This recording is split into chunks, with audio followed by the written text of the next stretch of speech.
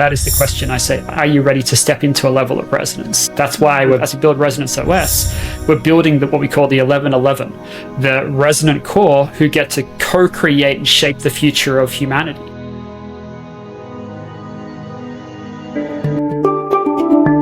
And this is available, like, you don't need to be like, you need to be open to it, like, in terms of your mind, but just, is it open to, like, could anybody go through this? Because it's some people. No, for sure. I think the most important thing I'll say is it's open for those who are ready to receive, right? And you'll know whether you're ready to receive this based on how did you respond to that first 60 seconds of resonance. Did you feel something? Did you feel a slight tingle? Did you feel some tension within the body? Even if you just felt tension, that's actually good because your body is responding to the sound. It doesn't have to be that it was just a beautiful, peaceful experience. It could have been like quite a challenging one, but that's already telling us enough that it's like, all right, I'm responding and there's something to look at.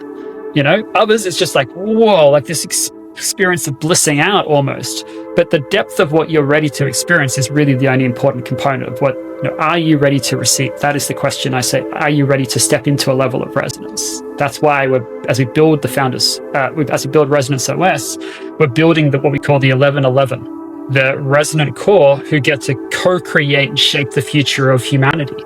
Gigi, you are one of these people, right, who's getting to experience this, but also then to share what that experience is like so that we can really tune into what is needed to be able to not just bring this to the individuals, but to relationships, to families, to organizations, to social systems, to bring planetary harmony, to literally create the overview effect in reality is really what the game is that we're looking to do, and to bring coherence to 8 billion people. But it's going to start with the resonant core. And as we have that resonant core experience this, over time, what's going to happen is that more people will enter the field because it's going to expand the level of resonance all around. Because one person, when they step into the frequency of love, which is one of the high vibrations that you're hearing, it's a default is more of a loving state. What that means is mathematically that has an impact on 750,000 people.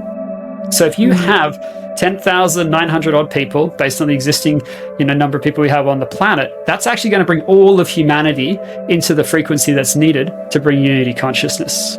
So you don't need a lot of people to be able to impact the entirety of humanity. What you just need is the consistency of that core to be able to bring this to.